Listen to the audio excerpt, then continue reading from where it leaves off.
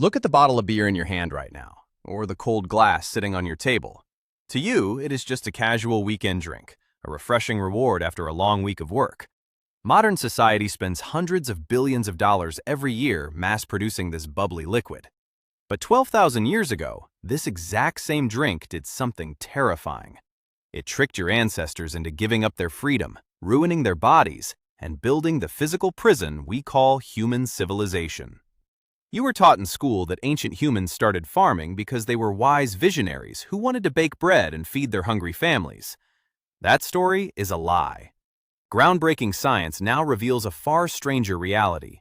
Ancient humans did not invent agriculture to eat bread.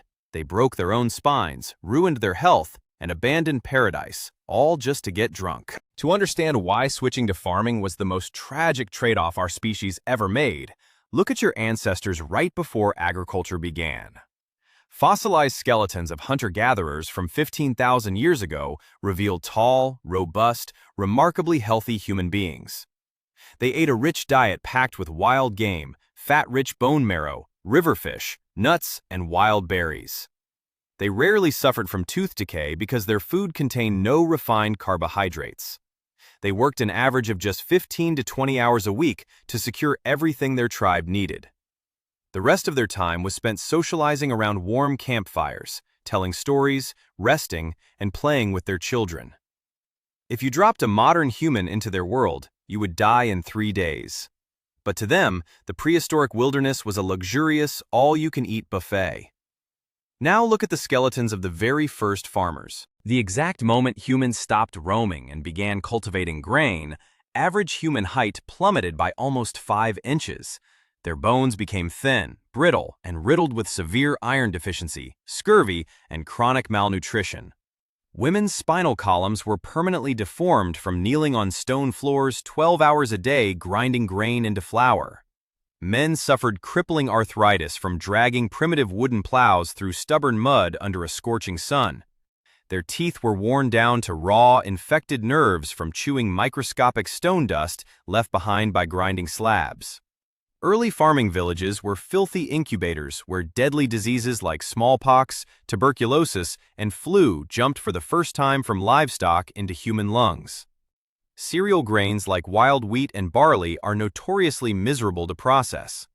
Harvesting wild seeds with crude flint sickles yields a pitifully small amount of food for back-breaking effort. You have to thresh it, winnow it, grind it for hours, gather tons of firewood, and build ovens just to bake a dense, dry flatbread that rots in a matter of days.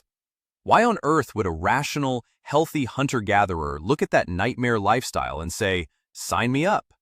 Why trade a life of steak, freedom, and leisure for crippling labor and dry bread crusts?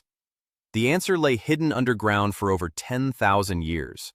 When archaeologists finally dug it up, it shattered the bread-first myth forever. To understand why our ancestors risked everything for grain, you have to realize the terrifying reality of prehistoric water. In the ancient world, finding clean drinking water was a constant game of Russian roulette. Stagnant ponds and muddy rivers were crawling with invisible, deadly parasites, dysentery, cholera, and lethal bacteria. A single drink from the wrong stream could give a hunter violent diarrhea and kill them from dehydration within 48 hours. Clean water was rare, dangerous, and unpredictable. Then, somewhere in the Fertile Crescent, a lucky accident changed human destiny. A tribe gathered wild barley grains and stored them in a stone vessel inside a damp limestone cave.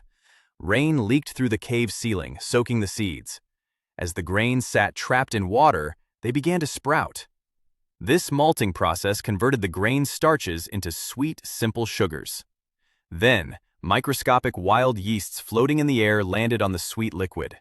The yeasts gorged on the sugars, bubbling intensely, releasing carbon dioxide and ethanol. When a curious hominid found this strange, frothing, foul-smelling soup, they didn't throw it away. They leaned down and took a sip. What hit their tongue was not just a drink. It was a miracle. Natural fermentation had killed off every single harmful parasite and bacteria, rendering the liquid completely sterile and safe to drink. But it was far more than clean water. It was a thick, nutrient-dense liquid gold, packed with essential B vitamins, niacin, riboflavin, and easily digestible calories. It provided an instant surge of energy with zero digestive effort. And best of all, as the natural alcohol entered their bloodstream, it triggered a massive rush of dopamine and endorphins. For the first time in history, stressed, freezing humans experienced a warm, euphoric wave of relaxation. They had just stumbled upon ancient beer. For decades, mainstream scientists dismissed the beer-first hypothesis as a fun party theory, but recent archaeological discoveries provided the smoking gun. In Raqefet cave in Israel, archaeologists excavated stone mortars carved into bedrock by the Natufian culture over 13,000 years ago. When researchers analyzed microscopic starch granules trapped deep within the stone, they found clear chemical signatures of malting and fermentation. These ancient humans were brewing primitive beer thousands of years before the very first farm existed. Even more staggering evidence was uncovered at Göbekli Tepe in Turkey, the world's oldest temple site. Built over 11,500 years ago, Göbekli Tepe features massive T-shaped stone pillars weighing up to 20 tons, erected long before wheels, metal tools, or pottery existed. For decades, experts wondered how nomadic hunter-gatherer bands could coordinate hundreds of workers to construct such a monumental sanctuary without a centralized government, cities, or slaves. The answer sat right in the temple ruins, giant limestone vats holding up to 160 liters of liquid. When biomolecular archaeologist Dr. Patrick McGovern analyzed chemical residues inside these massive stone vessels, he detected high concentrations of calcium oxalate, commonly known as beer stone. It was definitive proof that large-scale brewing was taking place at Göbekli Tepe. Göbekli Tepe was not a town. Nobody lived there permanently. It was an ancient festival site where distant, competing tribes gathered for massive seasonal celebrations, rituals, and trade. But to get rival bands to set aside hostility and haul 20-ton megaliths across sun-scorched hills, you needed a powerful incentive. You needed the ultimate party. Organizers of Göbekli Tepe enticed and rewarded thousands of workers with endless barrels of freshly brewed, frothing, wild grain beer. Alcohol acted as the ultimate evolutionary glue. It lowered social anxiety, reduced aggression among strangers, encouraged intertribe marriages, and forged unprecedented social cooperation. In the harsh Stone Age, beer was the social lubricant that allowed human groups to expand beyond small family bands. Our obsession with alcohol is hardwired deep into our DNA. Millions of years ago, long before humans walked upright, our distant primate ancestors lived high in rainforest canopies. Occasionally, overripe fruit would drop to the forest floor and begin natural fermentation. A genetic mutation in an enzyme called alcohol dehydrogenase 4, or ADH4, allowed our ancestors to digest ethanol 40 times faster than other primates. Those who could eat fermenting, alcohol-rich fallen fruit gained massive caloric advantages during food scarcity. Your brain's reward system was primed for alcohol millions of years before the first grain was ever harvested. Once ancient humans realized that wild grain could be transformed into this magical, sterile, mind-altering fuel, everything changed. But wild barley grew only in specific regions and ripened for just a few short weeks a year. If a tribe wanted a guaranteed supply of beer for annual feasts, relying on wild foraging was no longer enough. They had to intervene. They began clearing plots of land, planting saved seeds, watering crops, and guarding fields from wild animals. They could no longer wander off into the wilderness, because if they abandoned their crops, rival tribes or animals would steal their precious grain. Without realizing it, humanity walked into an evolutionary trap. The pursuit of beer forced nomadic foragers to build permanent stone huts next to their fields. To store surplus grain and keep it dry for brewing, they invented pottery and granaries. To defend their fields and beer reserves from raiders, they built city walls and organized formal armies. To keep track of grain bushels and brewing rations, they developed the first writing systems and tax records.